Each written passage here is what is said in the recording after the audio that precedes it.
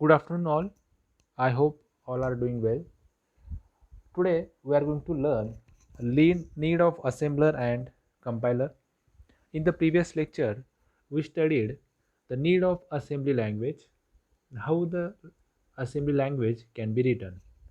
Now, we have explained in the last lecture that in a assembler and compiler exactly where it is present in a block diagram, where the assembler required and where the compiler is required. Now in this lecture we are going to learn the need of assembler and compiler in a programming. So go ahead. So actually there are four program code converters, and they are in a process in a high there are processors in a high level language. So interpreter, compiler, assembler and translator. So compiler and assembler are required in a assembly language. Now we are going to learn how exactly these is used in our language, programming language. So now interpreter. An interpreter is a program that executes a programming code directly. Interpreter can convert a source code usually on a step-by-step, line-by-line and unit-by-unit basis into machine code. And interpreter languages are read and then executed directly with no compilation stage. So interpreter, there is no need of compilation. So the program code is directly converted into machine code. Machine code means ones and zeros. So whatever is the programming code or a program, that will be directly converted into the machine code. So that is nothing but interpreter. Now what is exactly the compiler?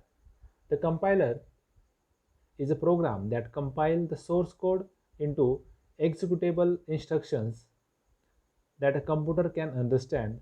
It compiles the code and produce an exe format before it run. So very simple definition I will say, or I will tell you the another simple definition. The compiler is a computer program that reads the program written in a source language, translate it into the equivalent assembly language and forwards the assembly language code to the assembler. Okay, so I hope you understand. So compiler is nothing but the one of the computer program that read the program written in a source language. So the source language can be anything, and translate this code into the assembly language. And now that assembly language forwards that assembly language code forward to the assembler. So that is what exactly the compiler does. Even it compiles the code and produces the exe format before it runs. So most of the time if you done any programming and you create the exe file, so you can run that application directly. Now there are two stages. One is a intermediate compilation, another is a machine code compilation. So intermediate level compiler code in the form of byte code and save for a later execution without the need of reread the source file. And the machine code compilation, nothing but the machine code compiles the source code directly into the machine code using virtual machine, and that execute the code directly into machine code. So that is why there are two stages of the compiler. So compiler are also classified as a single pass, multi-pass, load and go, debugging and optimization. So classification is done on the basis of what function does a compiler perform and how it has been constructed. So this is nothing but the compiler. Even the compiler perform the compilation is performed in a different steps, like analysis part, synthesis part. Okay, so there is another block diagram that I will explain you in the coming lectures. Now we are going towards the assembler. So what is exactly the assembler? So assembler normally converts the assembly language source code into the machine code. Okay, the assembly language is a assembler converts this assembly language into the source code, into the machine code. The assembly language is a family of a low level language that we have already discussed in the previous videos. and it is a low level language for programming computers. It implements a symbolic representation of a code. An assembler is a program that takes basic computer instructions and convert them into the pattern of bits, zeros and ones that the computer runs to produce a result. Right. So after the compilation, after the compiler compile, if you are using the assembly language, then there you can directly convert that assembly language code into the machine code. So machine code is nothing but our binary ones and zeros that we cannot understand, only machine can understand. So our assembler is nothing but what? Assembler is the set of instruction and that can be executed. Now I have given the comparison between compiler and assembler. Now in the basic, generate the assembly language code or directly the executable code. So compiler can convert, or it converts the assembly language code into executable code. Now what assembler does? Just a minute. Now assembler generate the relocatable machine code. Okay, relocatable machine code. Now what is the input? So it is a pre-processed source code. Okay, for compiler there is a pre-processed source code, and here in a assembler there is a assembly language code. So you can assembly language code as nothing but the input to the assembler. Now what is the passes or phase? The compilation of phases are lexical analyzer, syntax analyzer, semantic analyzer, intermediate code generation, code optimization, code generation. So all these are nothing but the middle phases of the compiler. So the compiler, while compiling, that code has to go by these stages. Okay, but in a assembler makes two passes over the given input. Okay, so only it can be two passes. Now what is the output of the compiler? The output of the compiler is nothing but the assembly code generated by the compiler in mnemonic version of a machine code. So assembly code generated by the compiler. What is the output of the compiler? That is nothing but the assembly code, and that assembly code is now given to the assembler. Now the relocatable machine code generated by an assembler, and it is represented by binary code. So whatever is the assembly language code which is converted into the machine code. So this is what the difference between the compiler and assembler. So assembler is nothing but what? Some compilers perform the task of assembler and directly generate the relocatable machine code instead of assembly code, which is further directly passed to the linker or loader. Okay, so the assembler takes the input, the assembly code, and generated by the compiler and translate it to the relocatable machine code. So this is how the assembler can done. Now that is the translator. Another one, the concept which is involves in the high level language. So translator is a computer program that translate one programming language instructions into another programming language instruction. So what is the meaning of this? A computer source code is to be translated into low level programming language where native code compiler change it to the machine language for execution. So this is what exactly the translator does. A computer source code is to be translated into a low level programming language where native code compiler change it to the machine language for execution. Okay, so this is what exactly translator does. Now what is the program? In your mind there will be question, what is the program? Or sometime in the oral they still ask you what is the program. Then it is a very basic question. Okay, so what is the program? So program is an organized list of instructions that when executed it performs any operation and do the job. It is also known as code. Okay, so suppose if you want to add two numbers, right? If you want to two numbers, you can write the program for adding the two numbers. So it is nothing but a set of instructions or a list of instruction, right?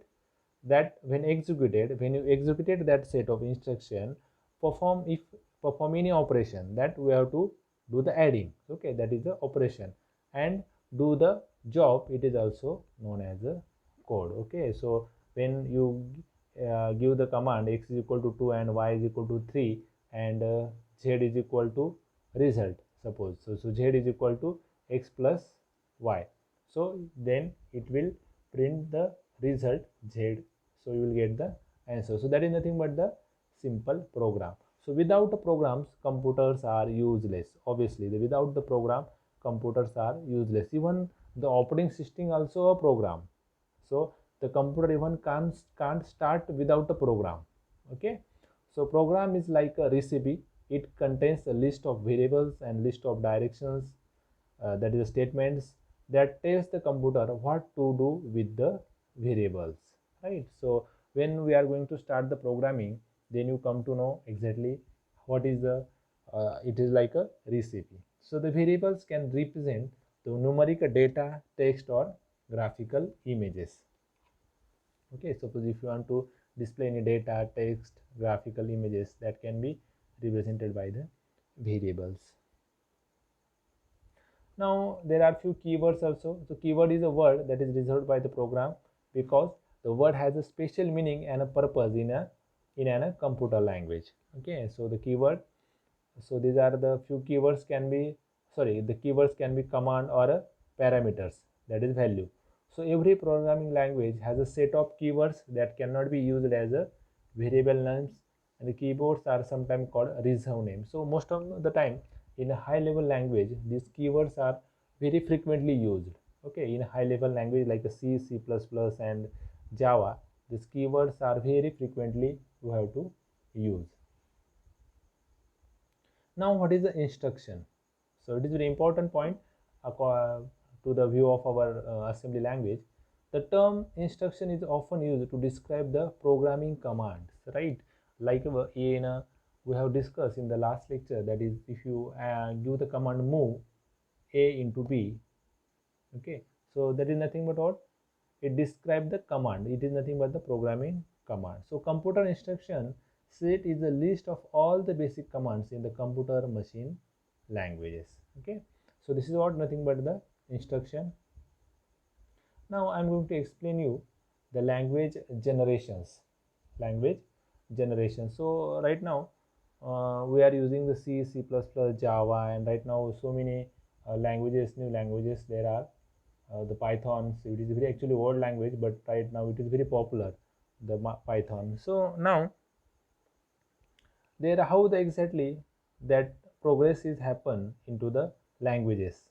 So like a human generation, there is also the language generation. So first, third, fourth, fifth, almost there are 5 generations. So at the starting there are a very simple coding, and then how it can be involved, how it can be progress, that I am going to explain you here. The computer language has some history as the computer itself. So there are 5 generations of the language when programming methods and techniques would be developed as a development in a hardware occur. Now we'll show you here the first generation. The first generation language was a machine language, or the level of instruction and the data that is processed in actually given in work on binary numbers, zeros and ones. So in the very early years, means when exactly the computer was generated, or and then there will be a programming where then we are starting the programming. So for in the first generation, the language was only the machine language, or the level of instructions and the data to the processor, so you can directly giving the ones and zeros to the machine. Then the first generation language is the lowest level, not low level, but is the lowest level computer language. The information is conveyed to the computer by the programmer as a binary instruction. So you can see right now it can be converted. Okay, there are compiler, assemblers, and then it can be converted into the machine language by ones and zeros. But in earlier we have to directly give the inputs as a ones and zeros. In 1940s and 1950s, Computer were programmed by scientists sitting before the control panel equipped with a toggle switches so that they could input the instruction as a string of zeros and ones, right? It is very difficult. Not keyboard, not mouse. There will be the toggle switches, and that by using that toggle switches, there will be the instruction is given to that program, that computer, okay, like a zeros and ones. Now second generation, we can say that is a 2GL. The second generation language we used in assembly language. Now right now we are in a second generation.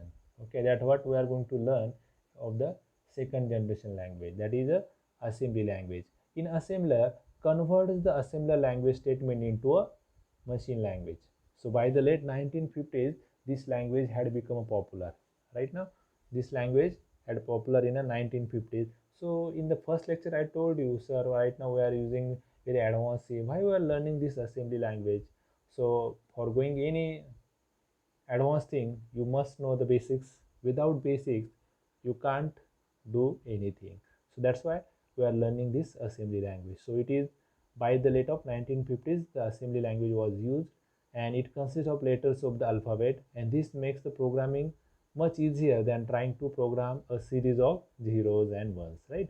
The second generation language was used increased when Gray software developed Flowmatic language that makes programming easier. So Gray Hopper developed Flowmatic is one of the language, and it become a little easier to program the computer.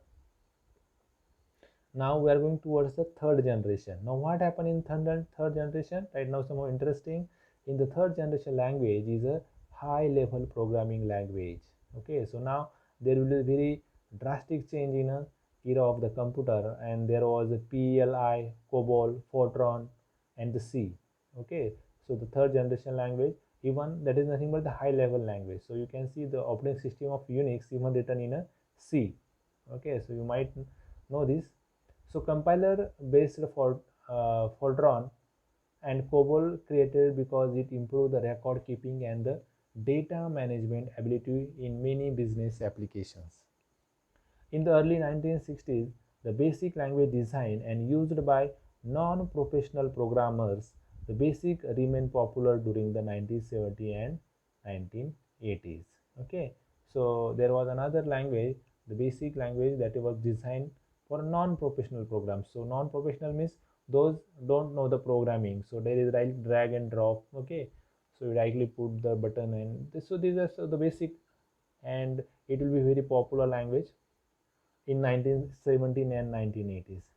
So program written in the third generation language require more memory and run more slowly than those written in a lower level language. So in a lower level language, they directly interact with the machine. But right now, these languages are working on very slow. So because it requires a lot of memory, but in older days, there is not having the provision of a high memory. Right now we are moved towards the fifth generation. Now there will be the question in your mind, what is the fifth generation now? So fifth generation language is designed to be the closer to the natural language than a 3GL language, means three generation or third generation language. The fourth generation language attempt to make communicating with the computer such as like the processors of thinking and talking to other people as a possible. So you can directly communicate with the processors of the computer, like we can talk each other. So like there will be if else, for statement, if else statement, when. So it is like we are talking with the friend. Likewise, they have generated, or they have researchers had done the programming, or they have found such a programming languages, so we can easily write the program. So fourth generation language typically consists of English like words and phrases.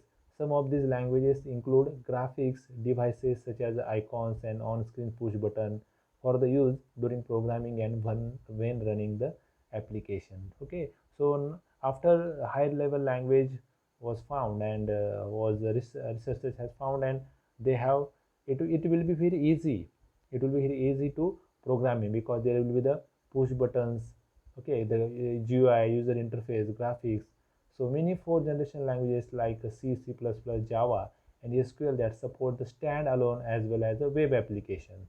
So standalone means suppose you without internet you can directly use some software in your PC, that is nothing but the standalone application. And when web application means any websites you are searching like Amazon.com, it is nothing but the web application. But suppose you are using the MATLAB software, that is a standalone software. Okay, so all are designed by using this C, C++, and Java. Now we are moving towards the fifth generation 5GL.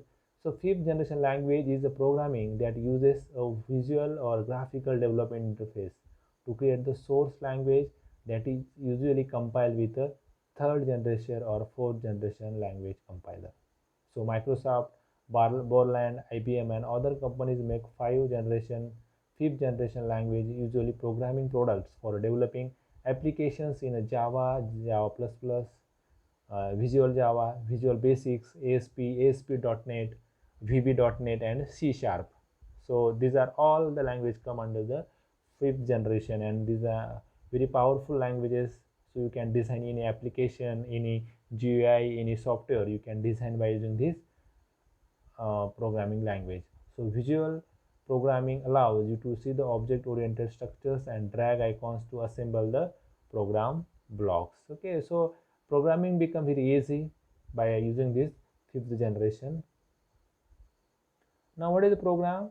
The series of instructions that we already discussed. Series of instruction in a program arranged in a prescribed order to solve a problem. That is nothing but a very simple definition of the program. Now what is the logic? It is the method or technique to process a program in which user write a program with reasons, techniques and method. That is known as a program logic. Suppose you want to write, suppose I ask you to